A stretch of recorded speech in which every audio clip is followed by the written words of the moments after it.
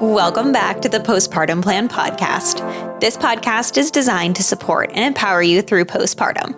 Whether you're expecting, in the early postpartum days, or beyond, this space is for you.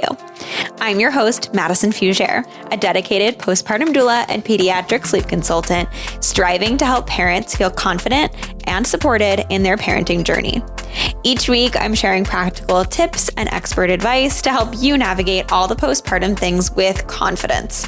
Well, as much confidence as you can. Let's embark on this journey together, making your parenthood as serene and supportive as possible.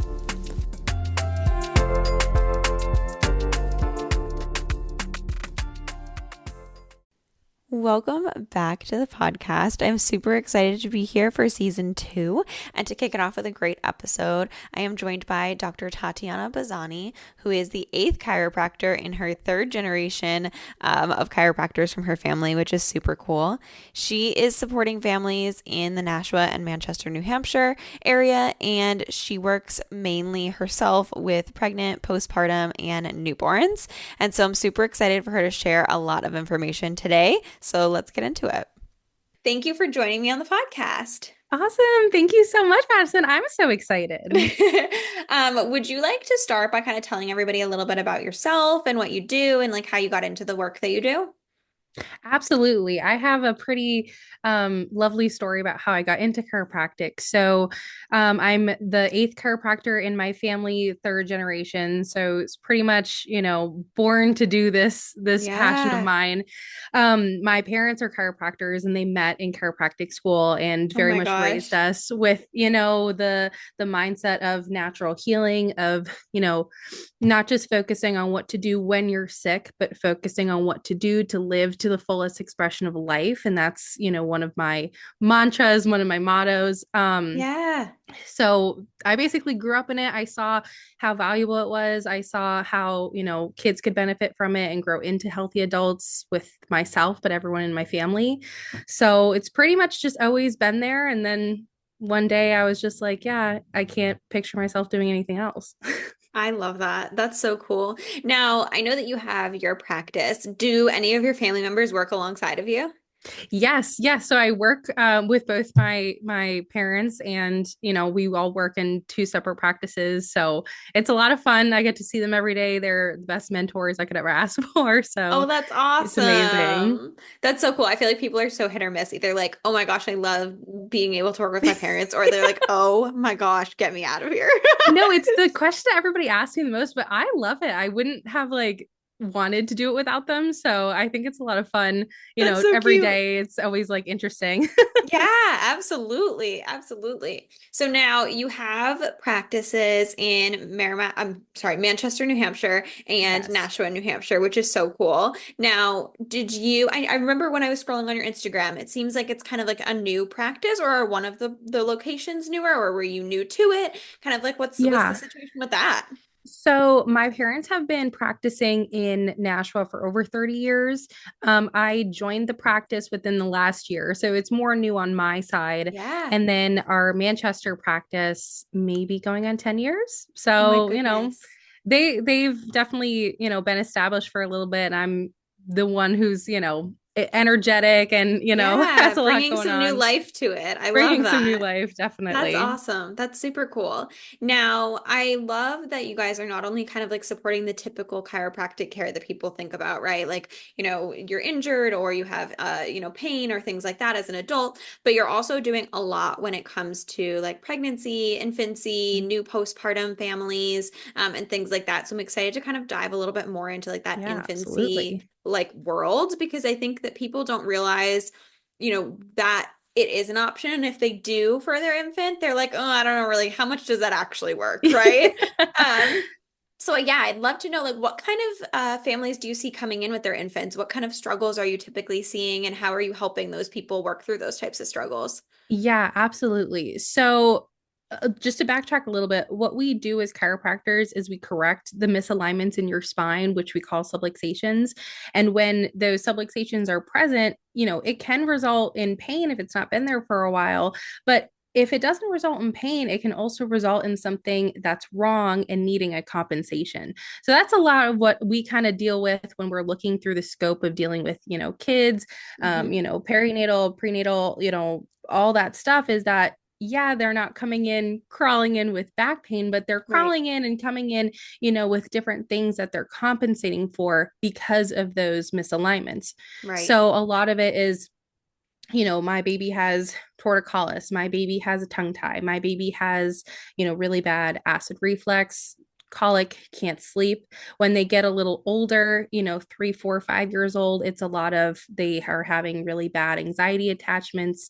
They're wetting the bed. They have, chronic ear infections.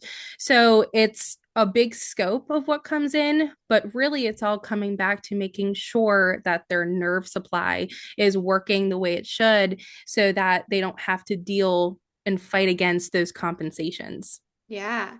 It's so cool to think about because, you think about, oh, maybe there's some tightness in your neck because of something being misaligned or, Mm-hmm. some sort of physical, bodily, muscular situation. But I think it's also really important to mention, like what you did, about there's other things that can be going on that can be helped by chiropractic work, like acid reflux or colic or, all these other types of things, especially like oral things with babies, right? Like the Yeah. tongue ties and the lip ties and the feeding and tightness in the jaw and neck, like all of those Yeah. really do connect to one another. And I think that's so important for people to realize that that can connect to and be helped by different chiropractic work. Absolutely. It's so awesome to kind of get to the root cause of what's going on because, instead of giving them, bringing them to the doctor, giving them supplements or something, which is needed in some cases, definitely, but really kind of correcting that nerve interference so that those nerves, going to their digestion, they're going to, everything down there that has to do with constipation and stuff, like might as well have those functioning first, Absolutely. before we take another step. Absolutely. Now, I know you've kind of like touched upon a little bit about saying that it really does connect to like the nervous system. Would you explain a little bit about what you mean by that? Yeah, absolutely. This is what I live for. So I love this. So your spine's number one job is to protect your spinal cord. So you have your brain, you have your spinal cord, and all those spinal nerves that go to every, organ in your body. So if there is a misalignment between a spinal segment, vertebrae, causing irritation, interference to your spinal cord or spinal nerves, that's going to have an effect. It's not just not going to do anything. Right. So what we do is look to all that, look to the entire spine and make sure that the brain to body connection is there from day one.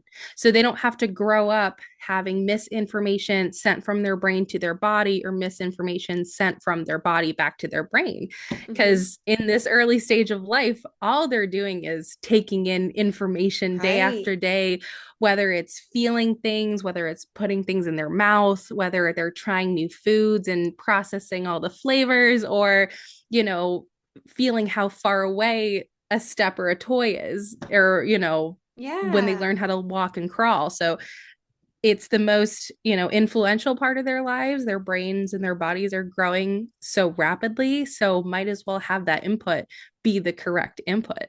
Right. Absolutely. That's so cool. Now, the other thing I hear people say, and like obviously they see online a lot, right, is when you think of chiropractic work, I think people think of like, someone laying on the table and some person like pressing on you and your crack, snaffle, snap, crackle, pop. There we I go. know it's crazy. Right. And they're like, oh gosh, I'm not doing that to my kid. What is Yeah. like actually it look like when you bring an infant into your space and like what do they come in looking like? What do they go out looking like? What kind of things do you hear from Yeah. parents? Like, what is that like? No, that's an excellent question. And I always have to remember that I grew up in chiropractic, so all this is so normal to me, but Right. from an outside perspective, you don't know what you don't know. Mm-hmm. So basically, the mom dad will bring in their children, and I'll do kind of first some observational things. I'll see if their head is pretty much tilted to one side or not, or their knee is really flexed. So I get a lot of information before I even touch them. And then we're doing some range of motion, very gentle. We're doing some palpation, which is basically running my hands along their spine, seeing if there's any edema, anything that's restricted. And then babies are so easy. They want to heal, they want to move, they're ready for the adjustment. So we really only adjust them with a light pressure, a light sustained contact, as if you're touching your eyeball. The pressure you put over your eyeball is as much pressure we're going to put in, for a little infant or baby to get adjusted. Right. So it's so gentle, but the power behind it is because it's so specific. So I'm Okay. on a specific vertebral segment, so that those nerves surrounding it that were compromised are not anymore. So it's really more, of a very light, gentle pressure. Okay. Very cool. Sometimes I lay the baby on a pillow. We have a little, infant adjusting pillow. And then sometimes I'll have the mom kind of lay face up on the table and the baby's laying face down on the mom, and the mom's really just holding the baby and I'm kind of moving around that. Yep. Um, so, it's whatever works for our little patient. That's great. Now, what kind of like age brackets are you typically seeing? Like, are people coming in really super early with like a couple day old or a week old baby, or are they typically waiting until, something is going on, or you're seeing kiddos more at like 6 weeks or something like that? Yeah, it's pretty much on the whole range. So I've adjusted. I did a home visit on a 5-day old baby girl, which was awesome. Her parents were really just wanting her to start life, with a healthy nerve supply. A lot of them come in when they're 6 weeks old. A lot of them come in too when they kind of get those motor milestones started and Yeah. they start to notice, okay, you're crawling, but it doesn't really look symmetrical or balanced. A lot of the times too, which people don't really put together, is that if your baby prefers breastfeeding on one breast versus another, it could be because they have some little restriction turning their head. Yeah. Um, and, the mom knows, she kind of Yeah. knows that something else could be going on. Like she has a good supply, but Yep. there's just something else. That's a good point to make. I know, I think people typically are like, oh, they just prefer one or the other, a slacker boob, right? Yeah. But sometimes it can be a lot more. Like, I know a lot Yeah. of people, you'll hold your baby on one hip or on one arm, or you're typically Right. cradling them on the same side. So you have your Yeah. dominant hand free. And I think that sometimes that people don't realize or notice that their baby prefers one side over the other or has some tenderness or muscle tightness when they're Absolutely. holding them in those positions. So I totally get Yeah. that. Yeah. Now, when you see people coming in with their infants, how quick are they typically seeing some sort of like resolution or some sort of fixing? And then how often are people typically coming in? Yeah, that's an excellent question. Babies and children are much more resilient than adults are, so usually less is more with them. The care plan for a child and a 4-year old is not going to be the same for a 30-year-old. When you're 30 years old, you've been living with this so long, you've been in, car accidents, you've had all this stuff going on. Children, I'd like to see more often in the beginning to see how quickly they're responding, but they usually respond very quick. And then I really like to get them to a point where they're quicker to move into what we call wellness care. So, the acute phase of the problem, whether it's their digestion, bedwetting, anything, is usually resolved pretty quickly. And then we want to make sure that those corrections are staying there and holding while they go into their next phase of life. Right. So, popping in, once or twice a month for that wellness care is, I think, a really good sweet spot. Kind of depends on what you do and how many segments you adjust at a visit. But, everybody's different. So it depends, but they are just the most resilient people ever, the little That's people. so cool. That's so cool. Yeah. Now, I'm sure you hear like a lot of people saying things that are like untrue about, chiropractic work, or like you probably see things that you're like, oh, I wish they went to a chiropractor because like they're doing XYZ, or, if you're at Target and you probably see a Yeah. baby and you're like, oh, they need that. What kind of things do you typically see or hear that like you wish people would know more about? I think the biggest thing is always that chiropractic doesn't have any evidence or research, which is so untrue. There are so many organizations out there that pump out really good quality research, especially now about infants and children, Okay. which I think are, amazing to learn about. I went to Sherman College of Chiropractic, and in their health center, their pediatric department, we had a lot of people that were training us who wrote research, and to work at the college you had to write research, so it was always there. Yep. So I kind of forget that some people don't know that. But that's amazing. So the research that backs up what we do every day is amazing. And then I think just like a lot of children that I see maybe like out in public are just so in a sympathetic overdrive that Mm, they are so wound up. They're just, in that fight or flight constantly. And I think something that's so powerful about chiropractic is that we help balance that, fight or flight and that rest and digest so they can kind of self soothe and self regulate when they're under care, which, I feel like if every mother knew that, they would just be like, yes, I'm all for chiropractic. If this can yeah, make my life easier, then it makes my life easier. My kid is healthier. absolutely. Let's do it. Yeah. I would say that is huge, definitely. I think that yeah, I think it's really that fact that people don't have the understanding that chiropractic can be a whole like human thing. It's not just a bodily Yeah. thing and a physical body thing, right? Like there is so much that can be like affected. I would say like a lot of the time I talk to my postpartum clients and they'll ask about it and I'm like, well, just talk to a chiropractor that's around here. Here's a couple suggestions and I'll be like, see what they say. They can probably help with something that you're experiencing, right? Right, right. And if they can't, then like most people are gonna be like, oh yeah, nope, we're gonna do this or that, and then you're good to go. Or Yeah. most people aren't gonna kind of like jip you into a bunch of different things, especially the people I'm sending over like Yeah. my resource list, right? Um, Absolutely. so I think that's so important for people to know. That's so cool.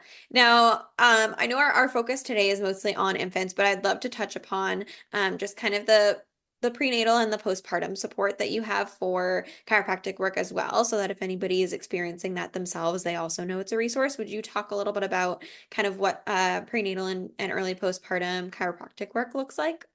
Yeah, absolutely. So, you know, the first thing I look at when I see a pregnant mom come in is really their pelvic alignment. You want to make sure that your pelvis is moving with ease and those muscles on each side are strong enough to be able to support, everything that that pelvis is going to do. So when you have a pregnant woman come in and she, is restricted or she has pain, that says a lot. That says that she's uncomfortable, she has more tension, she has more stress in her body. So we really make sure that the pelvis is in proper alignment, especially the sacrum bone. So the sacrum bone is that bone in the middle of your pelvis. There are so many ligaments that attach to that bone and to the uterus that we Mm-hmm. want to make sure, one, the pelvis has been proper alignment, but two, that those ligaments are, not super tight on one side or not super loose on one side. So we focus on that as well to make sure that, one, the mom's feeling comfy, she's Yep. not having an uncomfortable pregnancy because she should enjoy her pregnancy, but two, so that the birth process in and of itself, she can deliver that baby naturally with more ease, and she can go along with whatever birth plan that she has already. So definitely getting that pelvis, getting those, ligaments to the uterus all in alignment, and then making sure that, her upper cervical area where you have so many nerves going to your brain, that all that is in alignment as well, just for the overall, ease, making sure that vagus nerve is, working without irritation. So it's a whole scope of things, but my number one priority is that she is not having any misalignments, no subluxations, and her pelvis is moving and grooving like it's supposed to. The amount of pregnant people that I see and especially like my clients that'll text me when I check in on them if they hire prenatally and I'm just like, how are you holding up? And they're like, oh my gosh, my pelvis. Because it's so much weight. And like so many people be like, oh, my legs, but like my hips, especially if like they're carrying in a specific way or baby is a specific way in inside, like it definitely can cause the pain. And I think people Yeah. just assume that that's just normal and they just have to accept it. But like Oh my knowing that there's gosh. resources, like you're not alone and we can fix that. Like, Yeah. absolutely. It's so crazy how many people think pain is normal, you Oh, know? yeah. Oh, yeah. It's absolutely crazy. And I think it's because a lot of the time we don't talk about those types of things. And so people Yeah. aren't aware of, the different things that are happening and what's normal and what's not. And knowing when to reach out for that help too is so, so important. Yeah. Um, Yeah, I love that. Now, if there is anything else, is there anything else that you want to share that maybe people could do like at home or anything with their little ones if they're noticing any type of the different things that we've talked about today? There's so many things. Yeah. I think tracking this is a little bit for like older children, but really tracking their behavior, tracking to see if they have just kind of more increased like tension in their body or, anxiety or, there is a trauma in their life that might have recovered in and of itself, but their body hasn't recovered or healed from that, because when we have subluxations, it can cause us to go again kind of in that overdrive, and then we live in that overdrive so long that we become burnt out. So I think looking to see if there's anything that's causing your child extra stress, if there's any transition periods going on, anything that's causing them to kind of live in that tension, and they have trouble going to the bathroom or they're nervous, not because there's anything physically wrong with them, but just because of that stress. And then if they go into a stage or a state where they're just completely exhausted, they don't want to play outside, they don't want to relax enough to, or they are too relaxed to kind of do anything, and that something is wrong. I think trusting that parental intuition is also huge, but you can kind of tell like, oh, they're usually more lively, and for some reason they're just not. But yeah, no, absolutely, just checking to see if they're if they're burnt out. Absolutely. I think that's so good to know. I appreciate you joining me and thank you for sharing all the information with everybody today. Awesome. Thank I will make you. sure that your information is all in the show notes below so everybody can go check that out. And if you're in the area, definitely head over and check out the space. Either one of them. Awesome. Yes. Yeah. Bazzani Chiropractic. That's our name. I love it. Thank you so much for joining me. Thank you. Thank you so much for tuning into the Postpartum Plan podcast. I hope that today's episode brought you support, relatability, and valuable insight. Remember, you're not alone on this journey. If you enjoyed the show, please subscribe and leave a review and share with any of your prenatal and postpartum friends and family. Your feedback helps us reach more parents seeking support. And if you're looking for additional resources, please feel free to connect via Instagram at Serene Moments Doula for constant information, tips, and tricks, or check out my website, www.serenemomentsdoula.com. See you next week.